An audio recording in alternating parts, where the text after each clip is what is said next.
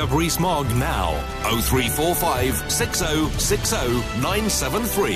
This is LBC. Yeah, good morning. 4 minutes after 9 on Monday, June the 11th, and it is Ring Rees-Mogg with Jacob Rees-Mogg in the studio with me. Just before we come to some of those calls, can I just a couple of questions to you? Many people, even perhaps some of your most fervent supporters, Mr. Rees-Mogg, might have had their doubts last week. It would appear that a series of circumstances, not least the altercation that might or might not have happened between David Davis and the Prime Minister, what Boris Johnson did say, as was recorded at a private lunch, I hasten to add a private lunch, might give cause for concern for Brexiteers. How should they react to last week's events? Good morning. Good morning. Pleasure to be here again. Thank you. I think people should be calm that inevitably in this negotiation and in this process, people sometimes get frustrated. And the backstop deal is a problem, that it depends what is in it and it depends on the time limit. But what really matters is the withdrawal bill that's going through Parliament this week.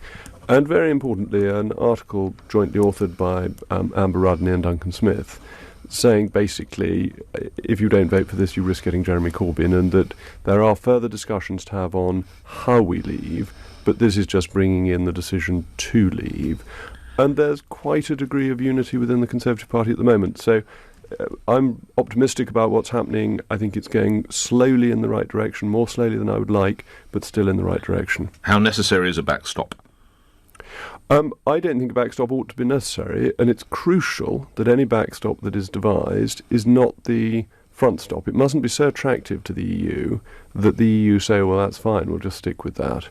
And being in the customs union for an extended period is still effectively being in the European Union. So we won't have implemented the result of the referendum. Was Mr. Davis right to insist on a date, then, for the cessation of a backstop? I think a date has to be in there. There's no backstop that can be agreed without a final end point. But it's been rejected by the European Union. Yes, I was anyway. going to say, yes. So I think the key to this is that we shouldn't get over-exercised by negotiating documents when the other side hasn't even responded, because you have a great row about something and the EU says, well, actually, it doesn't matter what that document says, we don't like it.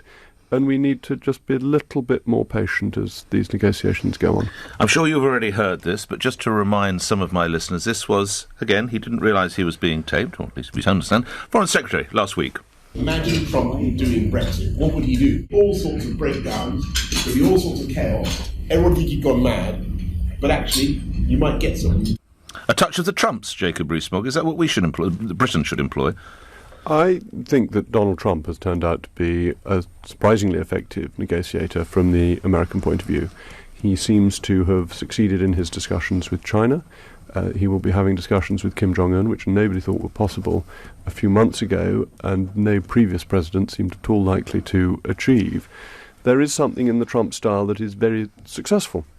The question is, would that be something the British Prime Minister could realistically do? And I think the personality types of Donald Trump and Theresa May are so different that to expect Mrs May to become Mr Trump is unrealistic. Could David Davis do a Trump impersonation? I think there are very few people who could do Donald Trump impersonations, and actually it needs to be real, it needs to be how you are, because if you throw your weight around and it appears to be a bluff, it appears to be a negotiating tactic, that's very unconvincing.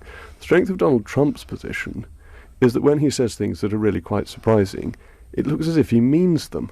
And that's much more powerful, because that makes people think, good heavens, he's going to do X, Y, or Z, and therefore we must respond. So, but coming back to Boris Johnson's, what would appear to be his central point, the idea, OK, I hear what you say, it's probably not in Mrs May's makeup, neither in David Davis's makeup, but a touch of the Trumps in that we actually become a little bolder in our positioning. Well, I think the Prime Minister's position in the negotiations will be considerably strengthened by the withdrawal bill passing through Parliament and becoming an act. I think there are still people in Brussels and in the UK who think that we're not really going to leave. A number in the House of Lords, and people who went over to speak to Barnier and try and encourage him to slow things down, not do too much, and then perhaps if we get bogged down in the detail, we might not really leave. Once the withdrawal bill is through, the Prime Minister can say, look, we really are leaving. It's now in our domestic law and it's in EU law. So let's talk seriously about what our future relationship is going to be like and how we leave this organisation. And lastly, do I take it you're a bit of a fan of Donald Trump then? Is that fair? I think Donald Trump is a an interesting American president. And I think it's in the UK's interest, the overwhelming UK national interest, to get on with Donald Trump. Are you a fan, Mr. Rees-Mogg? A fan would probably be putting it a little bit too strongly. But there's something in his style you like. Well, he's successful so far. Can he have a Nobel Peace Prize? Well, they've given that to all sorts of funny people. I can't really think why everyone gets so excited by a Nobel Peace Prize that's given people who either have been terrorists in the past or seem then to allow human rights abuses in the future. I wouldn't get excited by that. But his tax reforms are very exciting and interesting, and to see how those work out is very important. Ring Rees-Mogg, so let's get those calls in. Anthony in Birmingham, you're on the radio. Go ahead, Anthony. Good morning. Good morning, both. Good morning. Good morning there. Good morning. Brexit is the most important issue of our time and one of the most important in our nation's history. Therefore, isn't it undemocratic and frankly absurd not to agree to give the people a vote on the terms of the deal? Well, Anthony, people have had a vote and they voted to leave. Well, not the terms of the deal, many would argue. But they had a vote, 17.4 million people, the biggest exercise in British democratic history, to leave the European Union. And if you give people a second vote, what is that vote going to be about?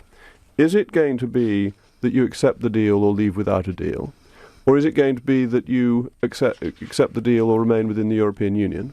Or is it a three-way vote with each option? And then does one option have to get a 50% margin to win, or is it the option that gets the highest majority, or highest number of votes? Isn't the reality there the danger that I might like what you're doing as regards Northern Ireland, but I don't like what you're doing as regards sovereignty, so how do I vote on a deal that's multifaceted? It's not a yes or no deal, is it, if you know what I'm saying? That's true. It would be a multifaceted deal. And you would have to offer people the option of leaving without a deal as well as rejoining. It becomes a completely different discussion. And it's worth bearing in mind that there have in fact been 3 votes on the referendum. First of all, the Conservatives had it in their 2015 manifesto saying there would be a referendum, the choice be given to the British people. Then there was the referendum itself. And then at the last election, both the Labour Party and the Conservative Party said they would respect the referendum result. And that's the 3rd vote. So it's quite clear that people have voted to support leaving the European Union. And of course, as we discussed a fortnight ago, at some date in the next generation, in 30 years, people may decide to rejoin. But what is happening now is the implementation of a decision the British people made. And it's slightly, to my mind, contemptuous of democracy to say, well, actually, we don't like the result, so you'll vote again. And then you'll vote again until you do what we say. That's been the European Union's approach too many times. Anthony, a response? Well, first off, I would say that the Conservative Party, or the right-wing fringes of it, have been undermining the European Union ever since the Conservative Party took us into Europe in the early 1970s, right? So, in fact, if you don't like us challenging, I would say that we actually learned from yourself. But just coming back on why it is important, the reality is the government has failed to provide the British people with a compelling vision on Brexit. Meanwhile, the opposition has failed to fully hold the government to account. The Lords is being undermined by both the government and the leaders of the opposition, and certainly the government and Parliament in general is failing to heal the divides. And so, to my mind, government and Parliament has failed. The divisions within and between the parties compound the failures further. And put simply, Brexit can't be resolved with the minority government that we have in place. Let's get some views. Well, Anthony, I would encourage you to stand for election because you think none of us are doing it very well, and therefore we need people like you to put your head above the parapet and see if you can get a mandate from the British people to do what you want. That's the answer. Where is the picture of the sunny up plans? It is a little bit head in hands, isn't it, our negotiating position too often, Mr. Rees-Mogg? I think, Ms. Ferrari, you're looking at 2 different things. One is the nitty-gritty of the negotiations. And negotiations are always slightly like watching paint dry. They're not going to be an exciting one-day international where Scotland defeat England having scored 371 runs. Exciting. I called it absolutely shameful, but there we are. Yes.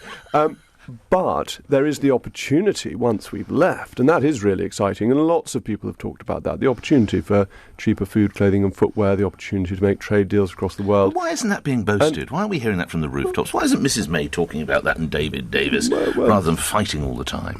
They have mentioned it in their various speeches, but perhaps people find the fighting more exciting in the short term than talking about the broad side. Of course I'm not blaming the media. I think the media does a wonderful job, and a free media is essential to our democracy. Thank you, Anthony. Andrew in Dorchester, lovely part of the world. Andrew, go ahead. Good morning. Morning, Nick. Morning, Andrew. Hi. First of all, brilliant synopsis on President Trump that you said. Totally agree, and I think there are millions actually in Britain who quietly also agree with you. But obviously we don't want to talk about that because it's against the usual rhetoric. However, regarding the events coming up this week in the House of Commons, with IDS and Amber Rudd calling for unity yesterday, Yes. What is the real likelihood? I mean, the danger here very clearly is about Labour getting in, and if anything fails, then they would fall. But what we need is total unity. Is it really likely going to happen this week? Well, Andrew, there won't be total unity. There never is. And you can't really expect somebody like Ken Clarke, who's devoted his political life to supporting the ideal of the European Union, to suddenly say that he's changed his mind. I don't think that's reasonable, and I think his position is a completely defendable one. I wouldn't expect him to abandon his views simply for party advantage. He believes this very strongly, and I'm in favour of people believing in things and having strong principles in politics. Having said that, I think there is a recognition within the Conservative Party that there was a referendum and an election manifesto that committed us to leaving, that the Prime Minister has widespread support within the party, and that putting the bill through strengthens her position. And that's important not just in terms of the negotiations, but also in terms of keeping Jeremy Corbyn out, that it would be foolish to put this at risk when the opinion polls currently have the Conservatives well ahead of the Labour Party. And so I think there will be some unity this week. It won't be perfect, but it ought to be enough to get the bill through and to reinforce the strength of Theresa May's position. Andrew, a response? I think that's extremely well said. I think that sounds about right. And the fact is there might be 5 or 6 Labour MPs who are going to come over anyway, one would hope. But I think many people are hoping for the same, and common sense prevails.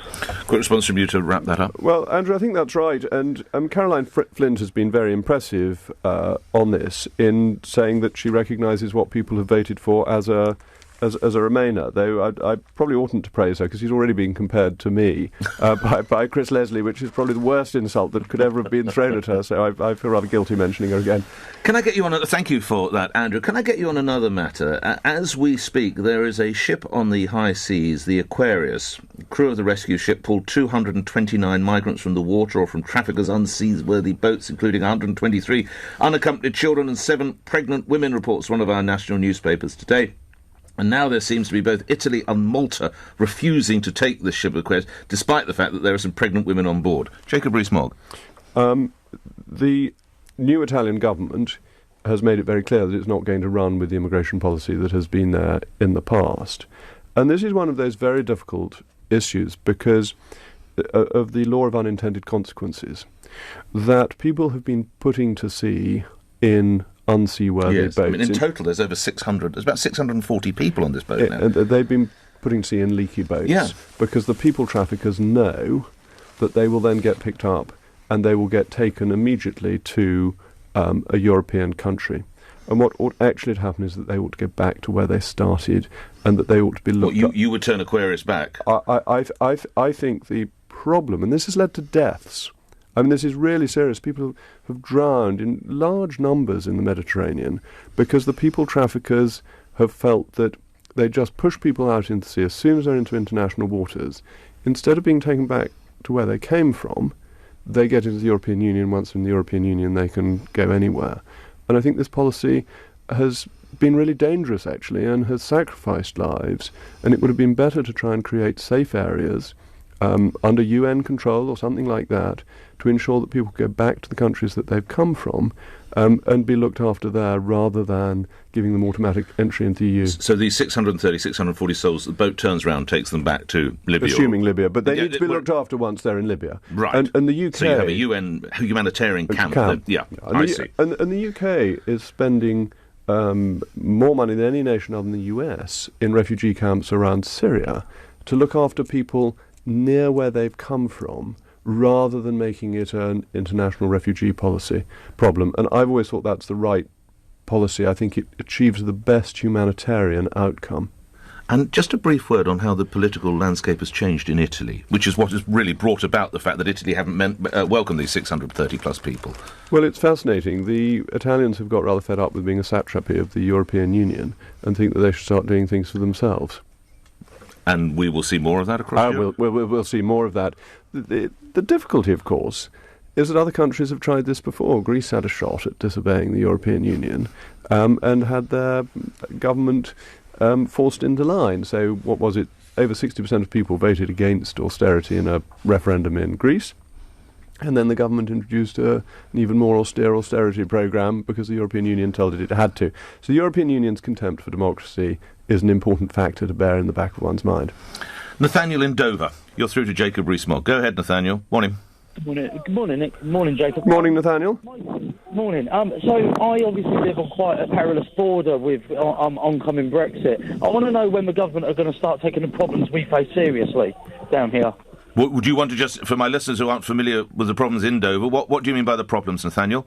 So let's say the potential outcome means that we're going to have to do checks this side of the border. There isn't any plans in place. There isn't anything in place to deal with all the lorries what are going to be coming down into my town. This is the idea, of course, that effectively day one, or certainly by day two, Dover is a lorry park or a car park, effectively, isn't it, is what some are saying. Operation Stack on steroids is what it's been dubbed down here. Right. But there's nothing being done, and I want to know when the government are actually going to look down here and actually deal with it. Well, OK, stay on the line. But mind you, Mr Rees-Mogg's not a member of the government yet, but he can certainly talk about the Conservative Party. Indeed, and thank you for calling, Nathaniel. And the issues in Dover are obviously important and have been raised regularly by Charles Elphick, the MP for Dover. The government has got plans in place, and there are two sides of this. One is goods coming in. Goods coming in will be under our control, so there will be no need to have any delays in goods coming in from the continent in the event that we leave without a deal, because goods that are safe on the 29th of March will be safe on the 30th of March. And that means that inbound traffic ought not to suffer any delays because it will be our choice. But Stack on steroids rather indicates going the other way, going out of the UK. The issue is with lorries going back. Now, a third of lorries going back are actually empty because we import more from the EU than it does from us. The third of the lorries going back empty ought not to be delayed because they've got nothing to declare. It's just the lorry going back. The two-thirds that have goods may be subject to delays, and the government does indeed have a plan for that. And the Department of Transport is one of the few departments that has actually done a lot of work to be ready for no deal. And it's so we'll have checks at Dover. No, we won't have checks at Dover. That's a customs excise responsibility. Right. There'll be no need for checks at Dover, but it will be an ability to ensure that the roads keep running around Dover, even if there are delays at Calais. The delays will not be at Dover, they will be at Calais. That could have a knock-on effect. Sorry, Calais going in or Calais... Calais going in. Well, that means I can't get on the boat. That's where you need Operation Stack. So he's right. Let's go back to Nathaniel. There will be, if we leave without a deal, and the French say your goods can't come in via Calais... Which is highly likely. Which is possible, but then there are other ports, and Rotterdam and Antwerp have been increasing their infrastructure and taking on more customs. So instead of an hour and a half, we've got to sail all the way around to Rotterdam. Well, there are competitive issues, inevitably. But yes, there is a plan in place, but yes, it is... Well, let's go to Dover. Nathaniel, your reaction? So I'm a bit perplexed by the fact of no checks at Dover. There are already checks at Dover. We have a customs clearance yard down here for non-EU vehicles. So there will be checks down at Dover. I grew up in the haulage industry. At the Swiss border, it took us 45 minutes to clear customs with just, for example, hay on the back of a lorry. So to say there's not going to be checks is disingenuous. And no, it isn't. I'm sorry, there'll be no change to non-EU checks. I was talking about EU checks, and EU checks will be under our control. And we may decide to introduce checks in due course. Yes. But there would be absolutely no need to do it immediately we had left. It's what Pierre is doing in Calais that is the problem, isn't it, or whatever his or her name may be. Because if they're deciding to go through, and we know the French, they are a funny race at times, if they decide to go through everything, the queue will be, it'll be past Leicester Square. No, it won't be past Leicester Square. Might get to Somerset. I don't think we should get too overexcited about this. There may be a need for an Operation Stack of a short-term nature, as there has been in the past when they've been on strike. Why short-term? Why short-term? Because if France wants to be intransigent, it won't just do it overnight. because we will come to some deal on trade at some point, or we'll trade under WTO Which terms, means they can stop us getting into Calais with all these but trucks. it is in everybody's interest to trade efficiently. The average time for something to go through Switzerland, to get into Switzerland, Mr. is 20 Rees-Mogg, minutes. The average time to transition through Switzerland, if you're not actually stopping in Switzerland, is 2.5 minutes. So if Calais introduces a normal WTO-style inspection regime, at Southampton, goods come in and they are cleared as they are lifted from the boat and put on the dock. This is getting into... And you know the French, when the air traffic controllers love to pick bank holidays or the start of a summer holiday period. They can be pretty intransigent, the French, les bleus. And then Calais will find that it simply does less business. And other routes will be used, and they may be longer, but they will be used instead. They'll be more expensive as well, won't it, for the hauliers? But the cost of the sea travel is one of the lowest costs. But if I've got to take all my trucks through Rotterdam, for argument, instead of Calais, it's going to cost me more for my haulage company. But these are marginal costs. These aren't going to make a fundamental difference. Final word from Nathaniel on this. Nathaniel? I think we've lost you. Nathaniel, final call? We've lost you, we move on. Rufus in Eastbourne, staying on the coast. Anyway, Rufus, you're on the radio. Good morning. Hello. I think the country benefits from having a larger government budget for infrastructure and services. So do you think the UK would benefit from having 1 million more people each year who can contribute their skills and taxes? Jacob Rees-Mogg. I think 1 million people more each year would be a very large number and would be a significant burden on our existing infrastructure. That the infrastructure needs to be in place, Rufus, before you have the 1 million extra people, don't you think? Rufus. Well, it has to be done both at the same time. I see a number of people here who are entrepreneurs, who've set up businesses. There's a Greek person set up a company with 7 Polish people running it day to day. They pay their taxes and they contribute, and I think they're of great benefit to the economy. Immigration does have economic benefits, or can do, depending on the type of immigration. The least economically beneficial is low-skilled, low-wage immigration, which has been a very high proportion of the total EU labour movement. So I think it's hard to argue that that has been so beneficial. And 1 million people a year would be a huge strain on our existing infrastructure, that's schools, hospitals, which you can't build in the year that the 1 million people arrive. It takes time to find the money, it takes time to get the planning permission, it takes time to find the builders and the architects and get everything done. So I think to move to an immigration system of 1 million people a year would be a mistake. Thank you for that. A couple of email questions. One from Marion in Dublin. What is the solution to the border problems? I'm sure you mean the border between the Irish Republic and Northern Ireland. Jacob Rees-Mogg? Well, I'm with Boris on this. I think Boris got it right, that the tail is wagging the dog, and that it's always been very straightforward. That with the border, ultimately we say to them, we're not imposing a border, what are you going to do? And if this is Trumpian again, though, isn't it? Or rather Trump view of it all, really. Well, perhaps it is, but once we've left the European Union, we are not obliged to follow European Union rules and regulations and European Union law. And so we should leave it to them and see what they do. And my guess is that the Irish government would be most unwilling to put a manned border across the island of Ireland. It would be against what Irish governments have stood for since there have been independent Irish governments. Casper in Loughborough, what hopes does Jacob Rees-Mogg have coming out of the summit in Singapore? Oh, that's very interesting, Casper. It's very hard to know because you have got 2 of the most unpredictable political figures in the world discussing things with each other. And I don't know what will happen, obviously. I think it is a good thing that they're meeting. I doubt either side will get everything that it wants. But I do think it's interesting that Trump, by behaving in a very tough way, and in a way that was heavily criticised when he started behaving this way, has managed to get Kim Jong-un to the negotiating table in a way that none of his predecessors could. All of his predecessors basically took the view that Kim Jong-un and his father Kim Jong-il before him were too difficult to deal with, and you'd apply a few sanctions, but you couldn't really do anything about it. And Trump's changed that. He's put pressure on China, he's put pressure on North Korea, and something is happening. Did you have any sympathy for him? A photograph... You're right, do you need some Yeah, more? no, Okay. I've got a photograph in today's newspapers. He seems to be being hectored or lectured by Angela Merkel. Justin Trudeau is getting in on the act. Emmanuel Macron.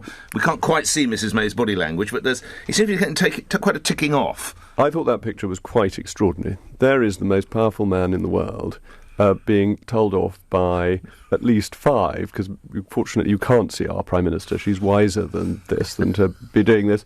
5 people who are significantly less powerful. And does the President of the United States lose too much sleep about what Monsieur Trudeau thinks? I very much doubt it. And that the reality of power diplomacy is that America has it and Canada doesn't. And Canada trying to punch above its weight does not help Canada. And it's where the UK should learn from this. We need to be close to the United States. It is in our interest. And what we should do is focus on the things that matter to us and where we may have some influence. Because if we just fire off at Donald Trump with the usual liberal international platitudes, that will not impress him, and it will make it harder for us to do things that we want to do with him. How much time do you have for Justin Trudeau?